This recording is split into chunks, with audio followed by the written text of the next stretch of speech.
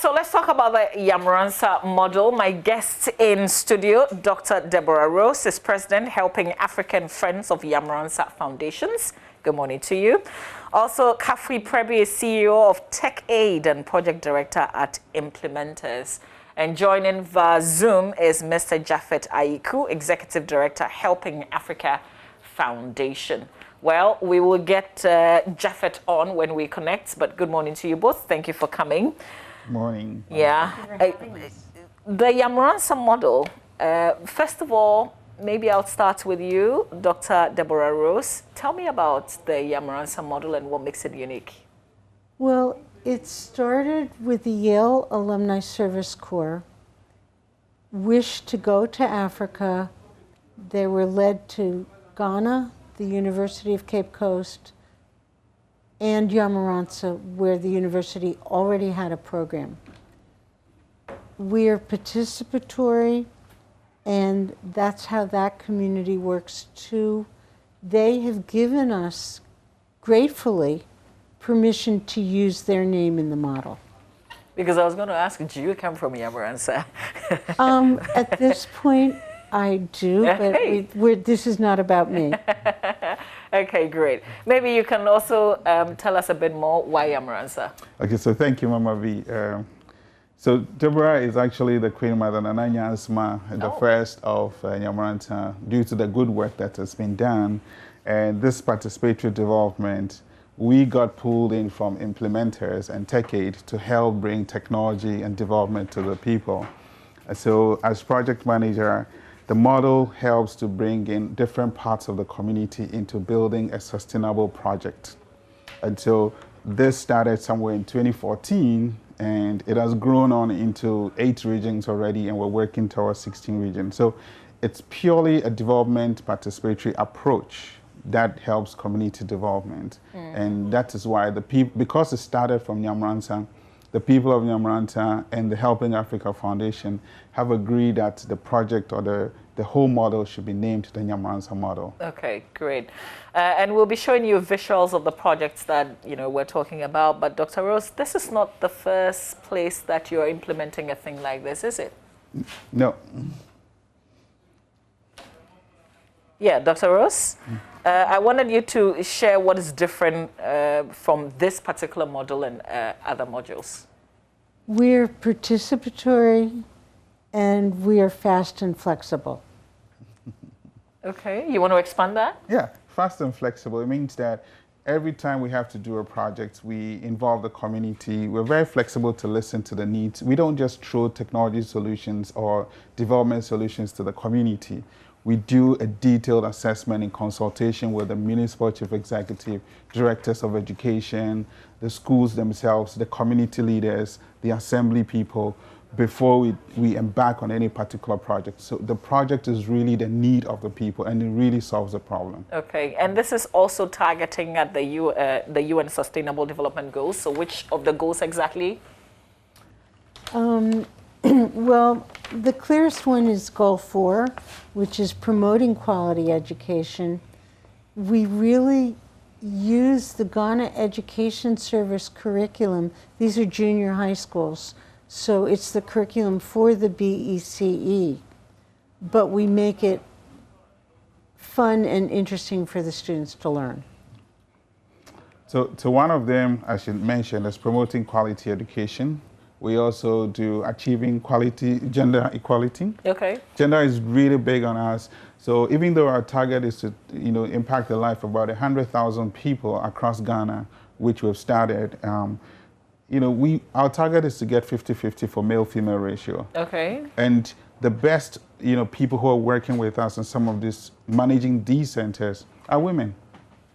Nice. And we're empowering them as center managers, we're empowering them as teachers, and so on and so forth. In fact, we just dedicated a project at Bawe on Saturday, and the robotics team, because we set up a robotics center as part of the project, we're all girls. And they demonstrated to us, and the mayor of the city of Accra, the former mayor, was there to see that these girls have developed sensors with a bucket with some kind of tubes that you can just wash your hand. These are all girls' teams. So gender equality is really one of our things. We can now connect to Japhet Ayiku, Executive Director, Helping Africa Foundation. A very good morning to you, if you can hear me. Good morning. Morning. Okay, great. So I wanted you to tell us about the other projects. The Yamoransa is not your first project, is it? Actually, Yes. it is. Well, we first went to Yamoransa, and then from there we learned some lessons and applying those lessons toward the regions of Ghana. And so far, I mean, I don't know what you mentioned already, but so far we have built 8 of these ICT computer centers in 8 regions of Ghana. We have 3 more on the drawing board that we are going to be dedicating in the coming. Okay, Mr. Ayiku, can you hear me? Because I think I just lost the connection to Mr. Japhet Ayiku, Executive Director, Helping Africa Foundation. He was just telling us about the other projects that they've undertaken. If you can hear me, if the connection is back. Okay, we're working on it to try and get him to connect with us again. But maybe you can also help with the 8 projects that he mentioned. Yeah, so the target was to do one big project, completed 8 in 8 different regions. And this year we're dedicating 3 more projects. Tomorrow we'll be seeing some in Ashanti region, Tano North, and so on and so forth. So by the end of this year, we'd have done 16 projects. And these are technology centers with new solar-powered computer centers, 2 ICT labs, 50-seater. We have a maker space which has robotics, Arduino programming, virtual reality for kids, and then a conference room for training sessions. So this package of 4 rooms plus the solar panel makes up a Yamoransa model with all the people around the community who make the project successful. So we're doing by 11 by the end of the year. In 2024, we'll be done with. Or 16. Yes. Wow, that's huge. Yes. But Mr. Ayiku joins us again. I wanted to ask, how do you settle on the areas, where you're undertaking these projects? Yeah, so we have something called promoters. These are individuals who we contact, and with their knowledge of the areas that they come from and their that is not what we started to do anyway in the first place, because originally we met with the second lady who was very gracious in meeting us when we came to Ghana, and to her recommendation we went to the north and they built one supporting a school in Togo area. We also met with the president. We hosted the president in the U.S. Back in 2019. We came back to Ghana. We had a conversation with him, and we asked him where he would like us to build one of these centers for. And we went to JB and built one of the centers in JB as well.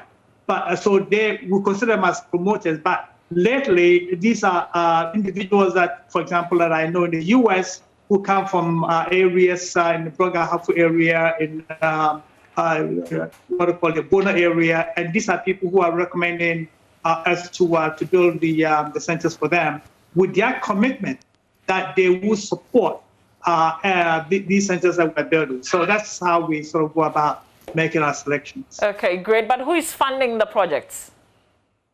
Well, the project is being funded by the Helping Africa Foundation, which is an organization based in the U.S., committed to spreading and intervening in social issues and education, healthcare, and that kind of thing. So it's the Helping Africa Foundation that is funding the project. But the model is that the community will have to have the buy-in.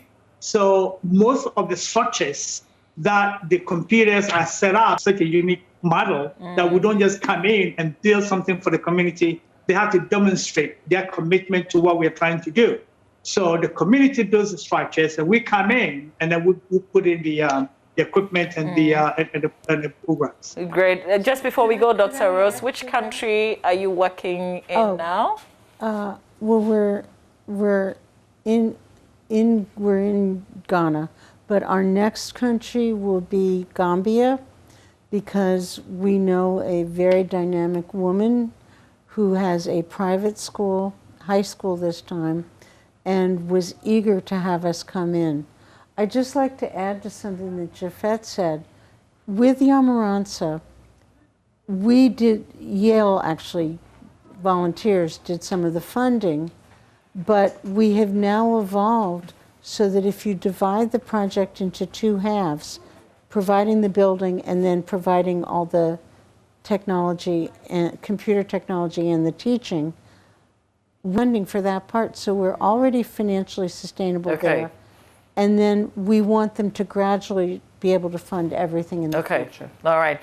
Well, we have to end the conversation here. I thank you so much for coming and telling us about the Yamoransa model and the other projects as well. But on social media, just quickly, you can check the Yamoransa model on social media or Implementers GH to see all the progress that we're doing in Ghana. The website, yes. All right. So that's it for our show. We thank you for watching.